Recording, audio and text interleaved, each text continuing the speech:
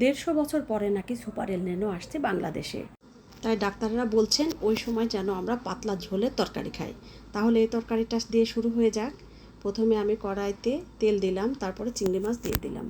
এর মধ্যে আমরা একটু লবণ দিব, হলুদ দিব, দিয়ে মাছটাকে সুন্দর করে ভেজেও নিব। মাছটা ভাজা হয়ে গেলে আমি আলাদা পাত্রে তুলে রাখবো। এখন আমি আর একটা পাত্রে সরিষার তেল দিয়ে দিলাম।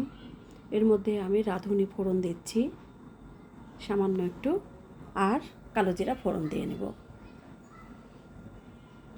এটা একটু ফুটে উঠলে আমি পেঁয়াজ, থেতলে নেওয়া পেঁয়াজ দিলাম, পরিমাণ মতো রসুন থেতলে নেওয়া দিলাম, 4-5টা কাঁচামরিচ দিয়ে দিলাম।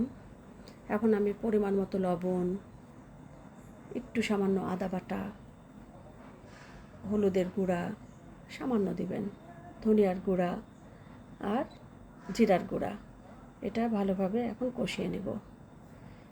কষানোর জন্য আমি একটু পানি অ্যাড করছি। সুন্দরভাবে কষানোর পরে দেখেন এখন হয়ে গেছে, তেলটা উপরে আসছে। আমি তরকারিগুলো দিয়ে এখন আমি ভালোভাবে কষিয়ে নেব। সব বয়সী মানুষ এই তরকারিটা খেতে ভালোবাসে, আর ছোট বাচ্চাদের কথা তো বলাই লাগে না, কারণ ওরা অন্য কোনো মাছ খাক আর না খাক, চিংড়ি মাছটা সবাই পছন্দ করে। তো যাই হোক, যেহেতু মিষ্টি মিষ্টি লাগে, বাচ্চাদের জন্য তো খুবই ভালো, বড়দের জন্যও ভালো। তরকারিটা ভালোভাবে তো কষিয়ে গেছে আমার। কষানোর পরে আমি এখন একটু ঝোল দিয়ে দিব। আপনারা আপনাদের প্রয়োজন মতো যতটুকু দরকার ঝোল দিবেন। এখানে খুব বেশি ঝোলও দেওয়ার দরকার নেই, খুব কমও না। এখন আমি ফুটানোর জন্য ঢাকনা দিয়ে রাখছি। এতো ফুটে গেছে তরকারিতে। আমি এখন চিংড়ি মাছগুলো অ্যাড করে দিব। চিংড়ি মাছগুলো অ্যাড করার পরে আবার একটু ফুটাতে দিয়ে দিলাম।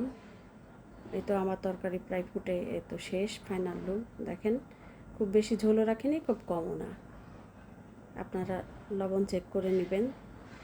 এখন তো তরকারি প্রায় শেষ। এই যে একটু জিরা ভাজা দিয়ে নিচ্ছি। এখন আবার তরকারি খাওয়ার জন্য প্রস্তুত। আজকের মতো এটুকুই। আল্লাহ হাফেজ।